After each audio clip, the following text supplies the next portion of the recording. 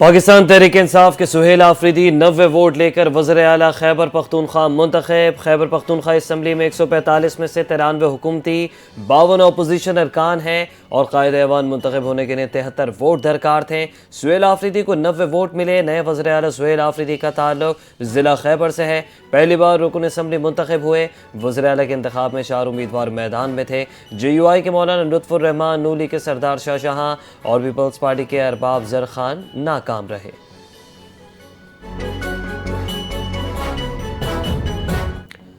سیاست سے کوئی خاندانی تعلق نہیں، محنت کر کے یہاں تک پہنچا ہوں۔ نو منتخب وزیر اعلیٰ KPK سہیل آفریدی نے خیبر پختونخوا اسمبلی اجلاس سے اظہار خیال کرتے ہوئے کہا کہ ان کے نام کے ساتھ نہ زرداری، نہ شریف، نہ ہی بھٹو ہے۔ وہ سب سے پہلے پاکستانی، پھر پختون اور قبائلی ہونے پر فخر محسوس کرتے ہیں۔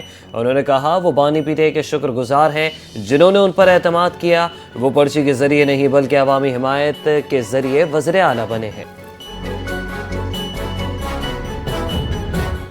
اسپیکر بابر سلیم سواتی کی صدارت KPK اسمبلی اجلاس جاری۔ نئے وزیر اعلیٰ کے انتخاب پر بحث۔ الیمین گنڈاپور نے اسمبلی سے خطاب کرتے ہوئے کہا کہ بانی PTI کے کہنے پر استعفیٰ دیا جمہوری عمل کا مذاق برداشت نہیں کریں گے۔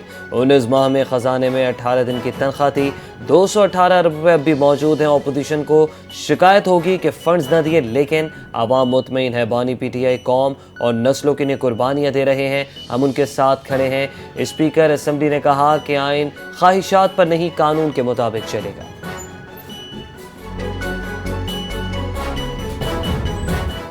خیبر پختونخوا اسمبلی میں اپوزیشن نے اجلاس کا واک آؤٹ کر دیا۔ اپوزیشن لیڈر کے KPK ڈاکٹر عباد اللہ نے خطاب کرتے ہوئے کہا کہ الیمین کا استعفیٰ تاحال منظور نہیں ہوا۔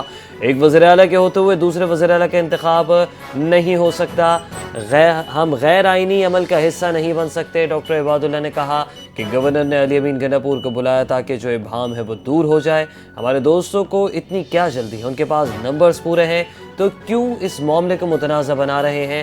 یہ عمل غیر قانونی ہے اور ہم اس غیر قانونی عمل کا حصہ نہیں بنیں گے۔ غزہ معاہدے کے تحت فلسطینی قیدیوں کے بدلے پہلے مرحلے میں 7 اسرائیلی ارغمالی رہا، ریڈ کراس کے سپرد کر دیا گیا۔ معاہدے کے تحت 20 اسرائیلی ارغمالیوں کے بدلے 2000 فلسطینی قیدی رہا کیے جائیں گے۔ ریڈ کراس کی گاڑیاں دیر البلا پہنچ گئیں۔ قیدیوں اور ارغمالیوں کے رہائی کا عمل شروع کر دیا گیا۔ اسرائیلی جیلوں سے فلسطینی قیدی بسوں کے ذریعے روانہ۔ خان یونس میں رہائی کی تیاریاں مکمل۔ القسام بریگیڈ نے 20 زندہ اسرائیلی ارغمالیوں کی فہرست جاری کر دی۔ عوام کی بڑی تعداد رہائی کے مقام کے قریب جمع ہو گئی ہے۔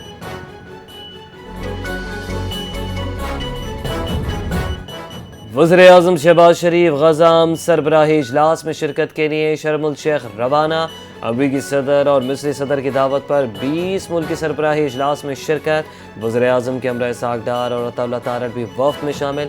غزہ معاہدے پر دستخط کی تقریب میں عالمی رہنماؤں کے ہمراہ خصوصی شرکت۔ عام اجلاس اقوام متحدہ جنرل اسمبلی کے موقع پر کی گئی کوششوں کا نتیجہ ہے۔ جہاں سے دہشت گردی شروع ہوگی وہاں کی کمین گاہ تباہ کر دی جائے گی۔ وزیر اعظم کے مشیر رانا ثناء اللہ نے گفتگو میں کہا کہ افغانستان میں دہشت گرد ٹریننگ اور اسلحہ حاصل کرنے والی کمین گاہیں نشانہ بنائی گئیں اور افغانستان کو بار بار وارننگ دی گئی۔ آخری وارننگ 3 ہفتے قبل بنو حملے کے بعد دی گئی تھی۔ وزیر اعظم کے مشیر نے مزید کہا کہ اگر پھر سے دراندازی ہوئی تو بھرپور جواب دیا جائے گا، کارروائیاں جاری رہیں گی۔ اگر کوئی کمین گاہ بچ گئی تو بھی تلاش کر کے تباہ کیا جائے گا۔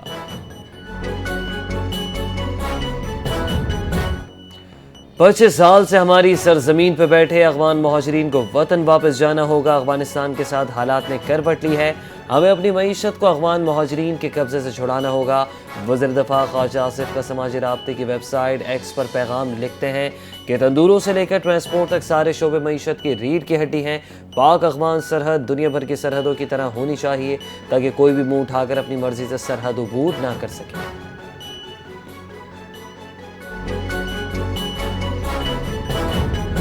مذاکرات اور سفارتکاری پر یقین، اپنی سرزمین اور عوام کے تحفظ میں کوئی سمجھوتہ نہیں کریں گے۔ مزید کسی اشتعال انگیزی کا بھرپور اور دو ٹوک جواب دیا جائے گا۔ ترجمان دفتر خارجہ کے مطابق شہریوں کے تحفظ اور غیر فوجی نقصانات سے بچاؤ کو ترجیح دی گئی۔ بھارت میں افغان نگراں وزیر خارجہ کے الزامات مسترد، طالبان حقیقت سے توجہ ہٹانا چاہتے ہیں۔ پاکستان نے کہا کہ اقوام متحدہ کی رپورٹس افغان سرزمین پر دہشت گردوں کی موجودگی کا ثبوت ہے۔ دہشت گردی کے خلاف جنگ مشترکہ ذمہ داری ہے، طالبان حکومت وعدے پورے کرے۔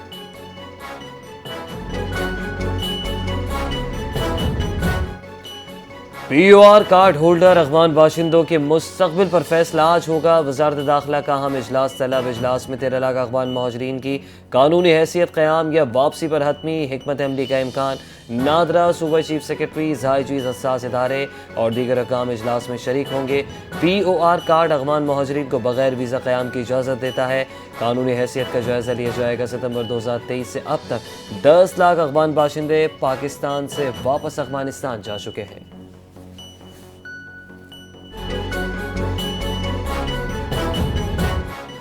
سنا ہے کہ اب پاکستان اور افغانستان کے درمیان جنگ چل رہی ہے۔ امریکہ سے اسرائیل جاتے ہوئے ایئر فورس ون میں صحافیوں سے گفتگو کرتے ہوئے امریکی صدر ڈونلڈ ٹرمپ نے کہا کہ انہیں اس معاملے کو واپس آ کر دیکھنا ہوگا۔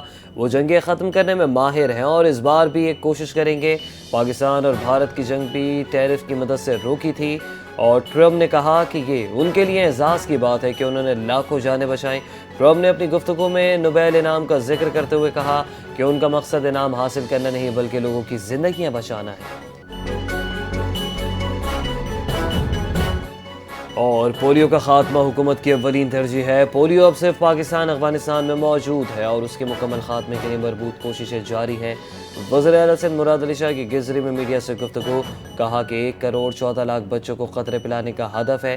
انسداد پولیو مہم کی نگرانی کے لیے وزیر اعلیٰ ہاؤس میں خصوصی سیل قائم کر دیا گیا۔ ربع سال سندھ میں پولیو کے 9 کیسز رپورٹ۔ ماحولیاتی نمونوں میں وائرس موجود۔ وزیر اعلیٰ نے 2 نومولود بچوں کو قطرے پلا کر انسداد پولیو مہم کا آغاز کیا۔